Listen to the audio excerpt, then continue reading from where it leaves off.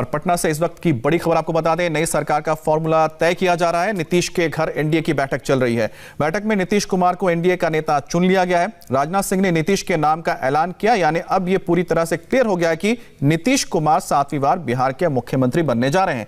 लेकिन deputy CM पर suspense अभी भी बरकरार है। सवाल है कि क्या सुशील मोदी को फिर मौका मिलेगा या उन्हें रिप्लेस किया जाएगा। हालांकि सूत्रों से जो खबर आ रही है उसके मुताबिक जेडीयू सुशील मोदी के ही पक्ष में है। हालांकि बीजेपी ने अब तक इस पर कुछ भी औपचारिक तौर पर नहीं कहा है, तो सस्पेंस बरकरार है कि डिप्टी सीएम कौन होगा।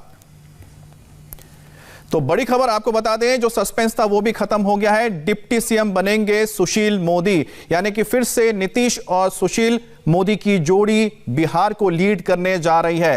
कई सालों से ये जोड़ी वहां पर मौजूद है और एक बार फिर से नीतीश कुमार और सुशील मोदी। नीतीश के पास चलते हैं। नीतीश, आपके पास क्या अपडेट है इस बारे में? वही रहेंगे। देखिए, बड़ी खबर है, सुशील मोदी डिप्टी सीएम फिर से होने जा रहे हैं। बीजेपी विधानमंडल दल के नेता सुशील मोदी चुन लिए गए हैं और इसलिए सुशील मोदी ही फिर से डिप्टी सीएम होंगे। सारे कयासों पर विराम लग चुका है, सारे कयासों का जवाब आ गया है। सुशील मोदी फिर से डिप्टी सीएम बनने जा रहे हैं। चूंकि बीजेपी विधानमंडल दल का नेता, ये मैं इसलिए कह रहा हूं क्योंकि सुशील मोदी विधान परिषद के सदस्य हैं, विधानसभा के नहीं। तो विधानमंडल दल के जब नेता चुने गए तो इसका मतलब वो विधानसभा और विधान परिषद दोनों के नेता चुने गए बीजेपी के। तो ऐसे में अब सारी जो चर्चाएं हो रही थी उस पर विराम लग गया है। चूंकि बिहार बीजेपी के विधानमंडल दल के नेता सुशील मोदी चुन लिए गए हैं, तो अब ऐसे में उनका डिप्टी सीएम बनना तय माना जा रहा है। तो सुशील मोदी एक बार फिर से डिप्टी सीएम होंगे। और एक और खबर आपको दे दूं, बिहार बीजेपी विधायक दल के जो नेता हैं वो तारकेश्वर प्रसाद बने हैं। कटिहार से बीजेपी के विधायक हैं, वो बने हैं। पहले प्रेम कुमार हुआ करते थे। तो एक बड़ा बदलाव बिहार बीजेपी में। एक और बड़ी खबर कि तारकेश्वर प्रसाद बिहार बीजेपी के नेता चुने गए हैं। इससे पहले प्रेम कुमार हुआ करते थे, नंदकिशोर यादव भी बहुत पहले हुआ करते थे, लेकिन इस बार इसमें बदलाव हुआ है। तो दो बड़ी खबरें, बिहार बीजेपी विधानमंडल दल के नेता सुशील मोदी चुने गए और बिहार बीजेपी विधायक दल के नेता तारकेश्वर प्रसाद बनाए गए हैं। नीतीश, आपने दो बड़ी खबरें बता दी। अब तीसरी बड़ी खबर यह बताइए कि क्या कुछ खबर मिल पाई है कि कब होगा शपथ ग्रहण समारोह? मुख्यमंत्री के तौर पर नीतीश कुमार। जी हाँ, इसके बारे में भी खबर लगभग पक्की मानी जा रही है। कल ये शपथ ग्रहण समारोह होगा। राजभवन में जो हमारे सूत्र हैं वो ये बता रहे हैं कि कल सेकेंड हाफ में ये शपथ ग्रहण हो सकता है। हालांकि अमूमन ये 11 साढ़े 11 बजे के आसपास होता है, लेकिन अभी राजभवन के सूत्र हमारे ये बता रहे हैं कि संभव है कि कल सेकेंड हाफ में ये शपथ ग्रहण समारोह हो।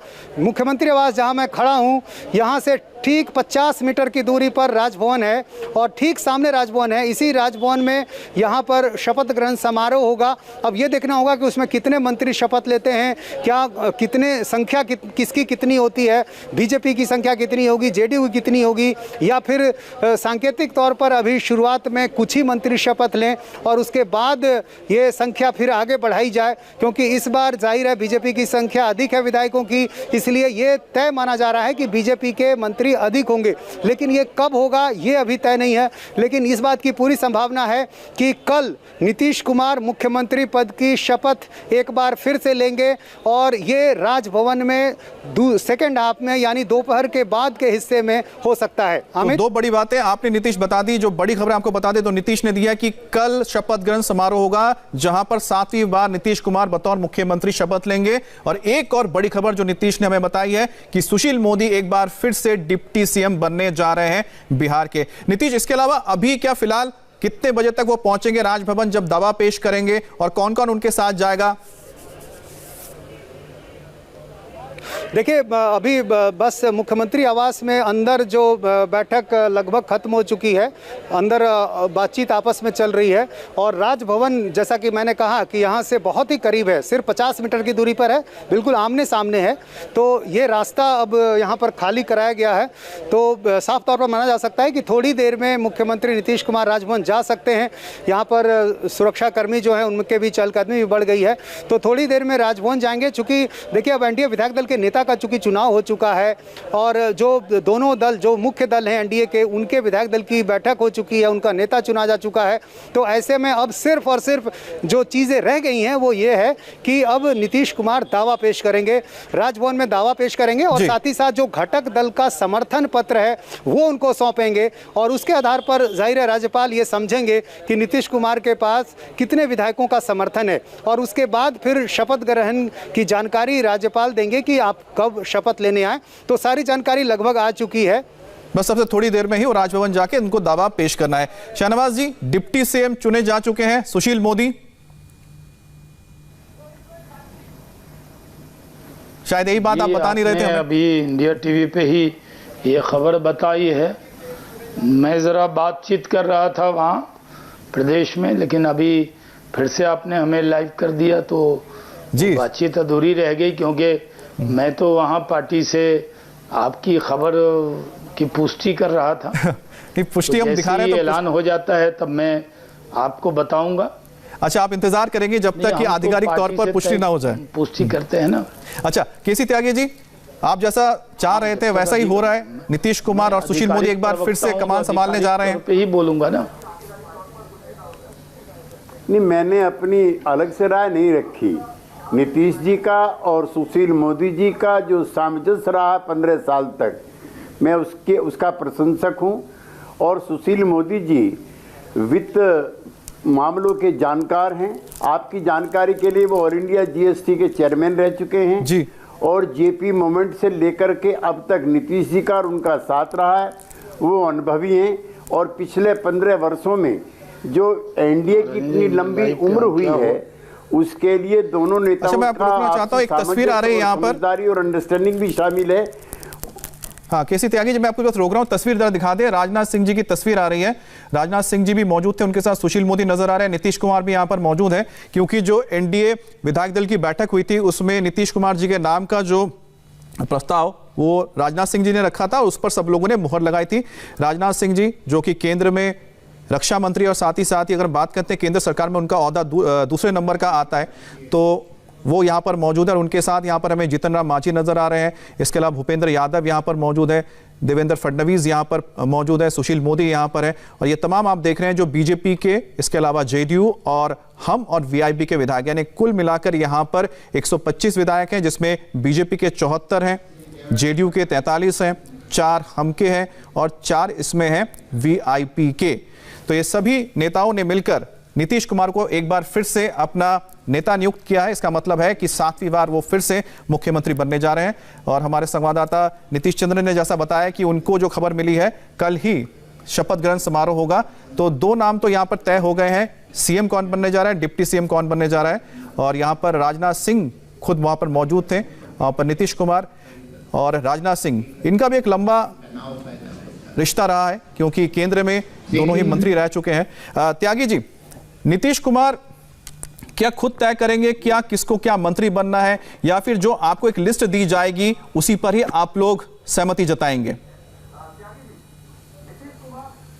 देखिए, BJP, HAM, VIP, they are independent autonomous parties. उनकी पार्टी के नेता जो तय करेंगे वही मंत्रिपरिषद के सदस्य होंगे। मैंने पहले भी आपसे कहा, दोबारा फिर बहुत कैटेगरिकली कहना चाहता हूं जी, उन पार्टियों के आंतरिक मामलों में झांकने की ना हमारी परंपरा है, ना इच्छा है, ना कभी पहले हुआ है।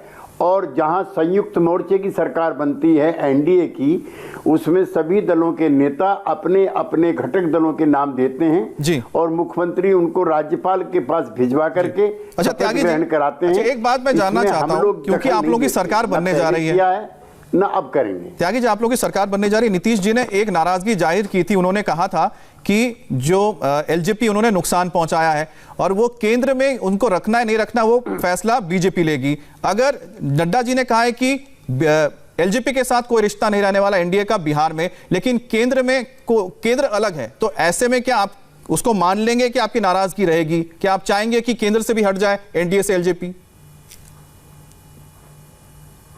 देखिए, नरेंद्र मोदी जी ने और नड्डा जी ने बहुत क्लियर किया है और शाहनवाज जी भी कई अवसरों पे कह चुके हैं कि बिहार में एनडीए का मतलब है नीतीश कुमार के नेतृत्व वाला मोर्चा।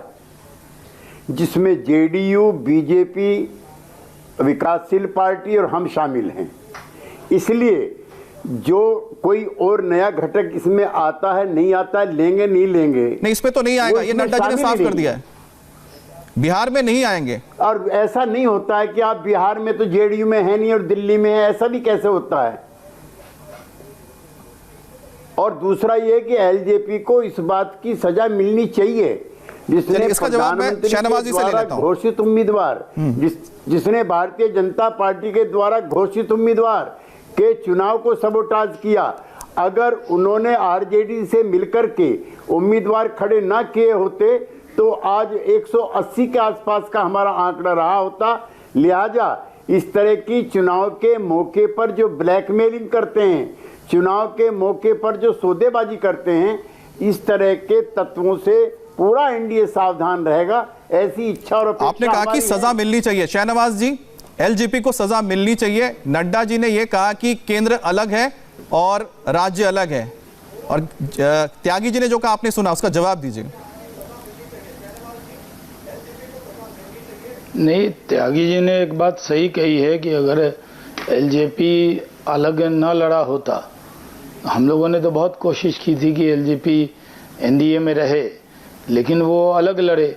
और ये सही है कि सिर्फ जेडीयू को नहीं, बीजेपी को भी कई सीट पर नुकसान हुआ। जैसा मैंने आपको मालूम होगा कि हम भागलपुर में 4 सीट लड़ रहे थे बीजेपी से, और एक सीट पर लोजपा लड़ गया भागलपुर टाउन, वो 20,000 से ज्यादा वोट ले आए और हमारा उम्मीदवार 927 वोट से हार गया।